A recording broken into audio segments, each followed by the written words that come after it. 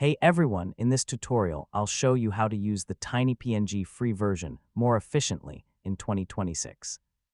So if you're hitting limits, slow uploads, or batch restrictions, yeah, this guide will help you get the most out of it. First, understand that TinyPNG free version has upload and batch limits. You can't always upload unlimited images at once.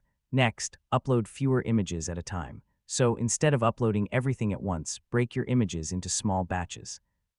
Now after each batch, refresh the TinyPNG website and repeat the process. This helps you continue working without hitting temporary limits. So yeah, organize your images into folders before uploading. This makes it easier to track which files are already compressed. Next, avoid uploading extremely large images altogether. Resize big files first to reduce processing load. Finally, use a stable browser like Google Chrome or Microsoft Edge and avoid too many tabs. So this keeps TinyPNG running smoothly. And that's how to use TinyPNG free version more efficiently in 2026. Once you compress in small batches and stay organized, you can get almost unlimited workflow without issues. If this guide helped you, feel free to check out more image optimization tutorials. Hey everyone!